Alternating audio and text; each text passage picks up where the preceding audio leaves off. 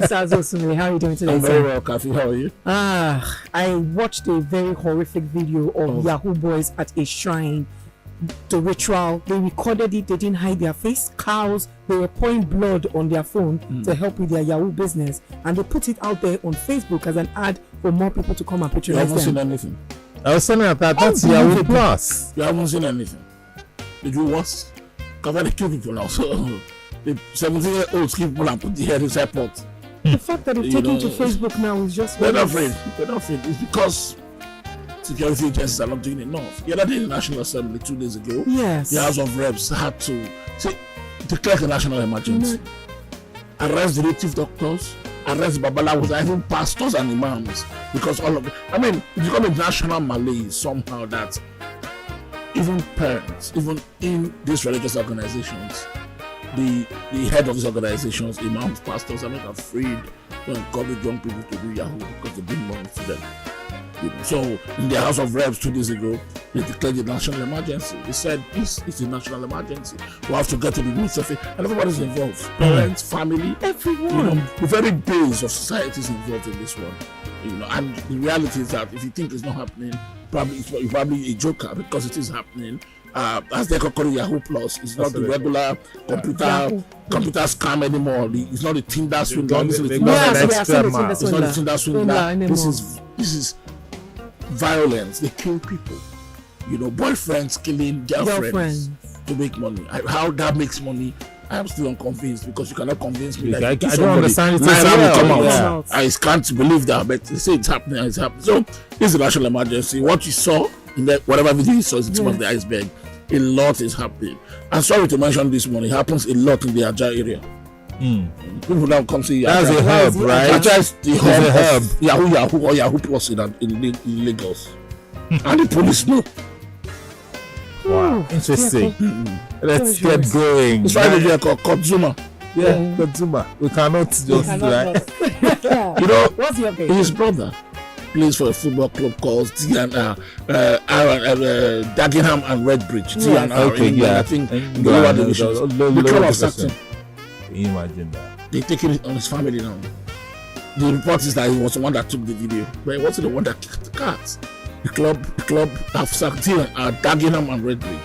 It's a small football club. Yeah, all those Kotuma's younger brother, who because they say was one of. I mean, it's getting out of hand already. It's uncontrollable. But one player for West Ham, Mikel Antonio, stood up for Zuma yesterday. I think this is what footballers should do. Especially black footballers. They need to stand up for Zuma. This is racism. It's no longer because he kicked the car. Because it's beyond. They are getting at the very soul of a black footballer to destroy him. They want to be an example. They want to use him as an example. So like a scapegoat. These are the same people who come to Africa here and kill elephants and lions. Yes. Adidas as a sports kickmaker, they kill they're not vegan and they use leather. So people kill animals anyway. So the Royal Society for the Protection of and Care of Animals, I think this is enough. They are the ones pushing this agenda against consumer, and a lot of people in the media in the UK are advancing it. They're killing the boy. I mean, we know that he has done wrong by beating his pussycat. But it's enough. But it's enough. Now his brother has been sacked by his football club. It's just unfair. And that's what Mikel Antonio said yesterday. Is this worse than racism? It was a question I was asking the white reporter who accosted him. And black footballers are not talking enough. I wonder why it's only Mikel Antonio, the Jamaican that plays for West Ham, that has raised this. They are mute. They should speak up. Or do they think that this is worse than racism? I don't know. But I just think that the bandwagon, the social media bandwagon, has gotten the consumer case, and they want to destroy the young lad. And it's just unfortunate because we have seen worse things in football. Worse things happen. Yeah. It's a shame. It's a shame. So we start with the Nigerian Tribune this morning, reason being that the biggest story happened in Ibadan yesterday. So let's just, maybe it might not be the biggest story, but it's a story. To some extent, human lives are involved, It is big enough. Okay. 2 policemen, 2 civilians killed as robbers attack Bullion van in Ibadan. Page 27, that's where you get to read this story. And of course, pictures there. Very pictures. Very good pictures. And this happened yesterday on my Twitter handle. I saw the video. A video that's over 2 minutes long of how it happened, when it was happening. a dead policeman on the floor, a man trying to hide under the vehicle, the Bullion van. That's not really Bullion van, you know, because I don't know what the Bullion van is. Bullion van is type that entered the house in Bullion. This one is a police pickup with back strong bar. It was easy for the robbers to bust it and take the bag, and they took the bag, you know, they busted it and they killed. Eventually, the reports were hearing out 3 people were killed, 2 policemen and a civilian. And Kada boy who was impatient, he wanted to run away from the scene after the armed robbers had asked everybody to go down, and he paid the supreme sacrifice. Unfortunate for him. I always tell people, you know, especially family members, that if you are caught in a raid, obey 100%. Have you? Yeah, just obey. It's the best thing to do. If you enter, because it happened before in the supermarket.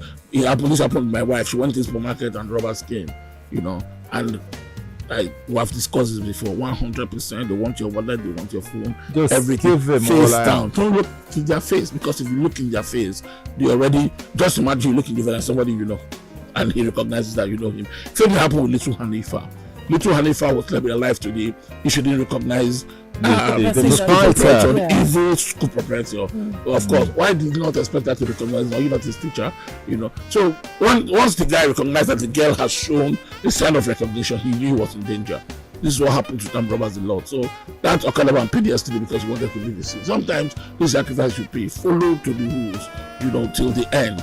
You have to. Have you seen the movie The Inside Man? Yes. You know, this is what happened in that. Yeah. Movie, exactly. You know, if you once you begin to form, identify you probably pay your life. You know. So what happened on Ibadan yesterday? It was violence on the streets. You know, blood on the streets of Ibadan, and the police later locked down the city completely. That's what I heard. They locked down the city. Ngozi Onadeko, the commissioner of police in the state, really tried to go after these guys, even though earlier she had made a gaffe. Because I read as that incident was happening, that no policeman was killed, and it's unfortunate to make that kind of claim. Because even in the video, you see that policeman, you know, and so policemen pay with their life a lot of times when kind of things happen, and the policemen were not near equipped as the thieves.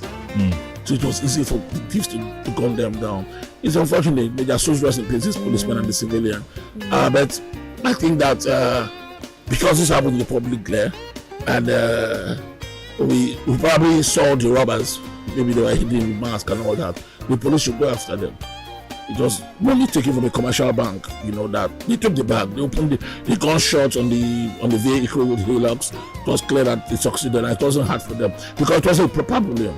It wasn't the kind of bullion that, you know, that sometimes is attack resistant. You know, this one was just easy. They just broke the padlock and they went in and carried. But unfortunately, the policeman realized the policemen are a threatened species. They are sitting dogs in this country.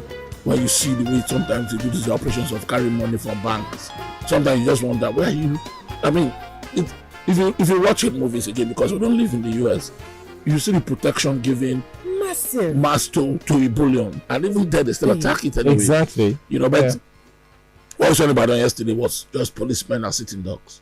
You know, the people that planned this attack, and the commissioner of police said it was coordinated, so she knew that they already planned it. They knew probably again all of this happened information. By the time the investigation is complete and you hear that it was insider info, you know, you know, let's this. But people have to pay with their lives. You know, it's unfortunate. I sympathize with the police and the families of those who have been killed. You know, in that attack. Trace them, track them, catch them, arrest them, and prosecute them, these thieves. Did you enjoy this video? Hit the subscribe button for more, leave a comment, and like. Thank you.